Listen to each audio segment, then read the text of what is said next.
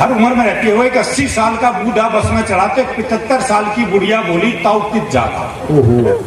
अब बूढ़े के तो पास तो खून नहीं, कोई 75 साल की बुढ़िया ताऊ कह दे, इससे तो अपमान हो नहीं सकता उसका। लेकिन उसकी मस्ती देखिए साहब, मस्ती फिर भी कायम रहती है।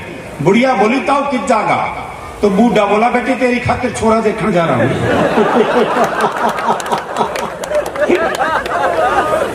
तो सुरेश जी, इस तरह के आयोजन बहुत जरूरी है साहब, क्योंकि आप लोग मिलेंगे, बातचीत करेंगे, तभी हास्य निकलेगा। हास्य संवाद की चीज है, आपसी बातचीत की चीज है। आप हंसेंगे तो धरती आपकी, ये आसमान आपका है।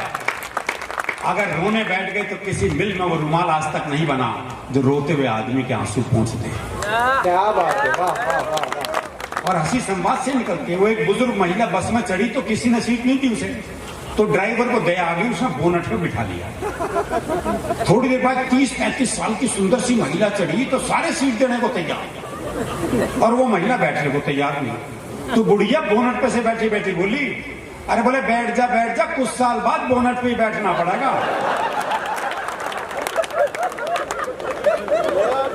ये संवाद बहुत जरूरी है। जय हो। दरअसल राजस्थान और हरियाणा बिल्कुल पड़ोसी प्रदेश है जी, लेकिन अंतर बहुत है। आपके यहाँ बड़े सम्मान सूचक शब्दों का इस्तेमाल होता है, हरियाणा में आप, जी, इन शब्दों का प्रयोग वर्जित है। मैं राजस्थान घूमा हूं जी, श्री गंगानगर आपके पड़ोस में ही, श्री डूंगरगढ़। शहर के नाम का क्या श्री, हरियाणा में तो बाप के नाम का नहीं लगा है। बोले किसका है, बोले देवकी का।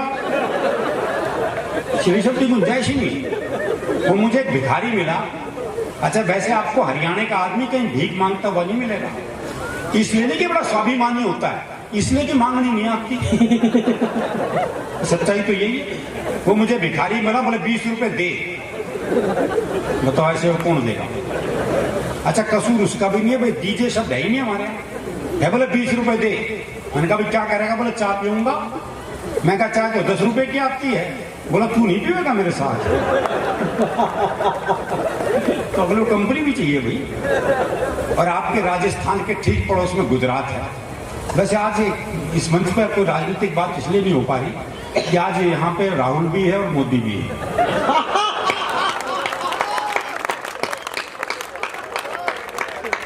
इसलिए हम कुछ कह ही नहीं पा रहे आज। तो ठीक पड़ोस में गुजरात है। आप में से कोई गुजरात तो गए हुए। मैं एक बार एक गुजराती परिवार में खाना खाने पहुंच गया। मैं ही जानता हूं मेरी क्या स्थिति हुई। वो छोटी छोटी कटोरियों में तो सब्जी भाई ने खाऊं सूंघूं, वो जामन जितना दही।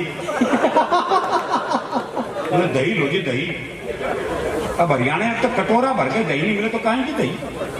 मैं सही बता रहा हूँ, ये राजकोट की घटना है। वो पहला फुल्का है, ये साइज था फुल्के का, गोलगप्पे जितना। मैं सोचा 35-40 खाऊं, जब जाके बात बढ़ेगी।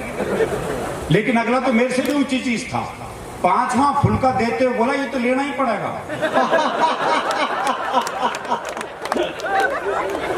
ये तो लेना ही पड़ेगा। हर प्रदेश की एक अलग मस्ती है, एक अलग आनंद है, और वो आनंद अपने भीतर रखना चाहिए जी। हंसते हंसाते काम करना चाहिए।